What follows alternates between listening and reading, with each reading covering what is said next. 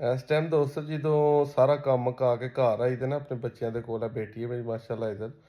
ਤੇ ਮੈਸੇਜਾਂ ਦੇ ਜਵਾਬ ਭਰਾਵਾਂ ਨੂੰ ਦੇਣੇ ਹੁੰਦੇ ਨੇ ਤੇ ਇਹ ਬੜਾ ਰੌਲਾ ਪਾਉਂਦੀ ਹੈ ਲਾਗੇ ਕਿ ਮੇਰੀ ਵੀ ਗੱਲ ਸੁਣੋ, ਮੈਂ ਸੁਭਾ ਦਾ ਇੰਤਜ਼ਾਰ 'ਚ ਹਾਂ। ਇਹ ਹੁਣ ਵੀ ਆਵਾਜ਼ਾਂ ਵਿੱਚ ਦੇਣ ਡਈ ਹੈ ਜੀ।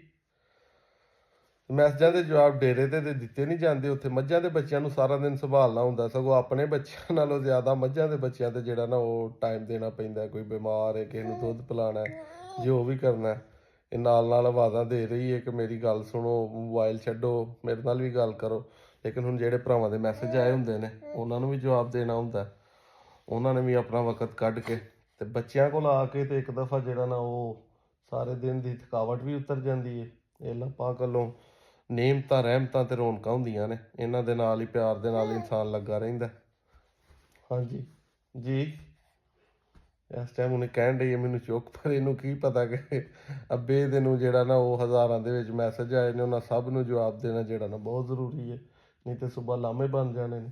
ਇਹ ਤੇ ਘਰ ਦਾ ਬੱਚਾ, ਇਹਦੇ ਨਾਲ ਤੇ ਫੇਰ ਜਿਹੜਾ ਨਾ ਉਹ ਕਿਤੇ। ਹਾਂਜੀ ਪੁੱਤਰ ਜੀ, ਮੈਸੇਜ ਜਿਹੜੇ ਆਏ ਨੇ ਉਹਨਾਂ ਦਾ ਵੀ ਜਵਾਬ ਦੇਣਾ ਬਹੁਤ ਜ਼ਰੂਰੀ ਹੈ। ਦੇ ਲਈਏ ਜਵਾਬ ਉਹਨਾਂ ਨੂੰ। ਹਾਂਜੀ ਇਸ ਟਾਈਮ ਹੱਥ ਪੈਰ ਮਾਰਨ ਡਈ ਹੈ ਕਿ ਮੇਰੀ ਗੱਲ ਸੁਣੋ। ਤੇ ਦੁਆ ਕਰਦਿਆ ਕਰੋ ਕਿ ਅੱਲਾਹ ਪਾਕ ਸਾਰੇ ਭਰਾਵਾਂ ਦੇ ਬੱਚਿਆਂ ਨੂੰ ਸਿਹਤ ਤੰਦਰੁਸਤੀ ਦੇਵੇ ਜੀ। ਪੂਰਾ ਜ਼ੋਰ ਲਾ ਰਹੀ ਹੈ ਕਿ ਇਸ ਟਾਈਮ ਛੱਡ ਕੇ ਮੋਬਾਈਲ ਮੈਨੂੰ ਚੁੱਕੋ। ਹਾਂਜੀ ਜੀ।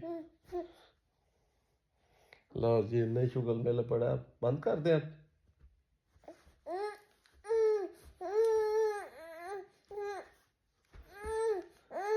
ਉਠਾਤਾ ਇਹ ਹਾਲ ਹੁੰਦਾ ਸੀ।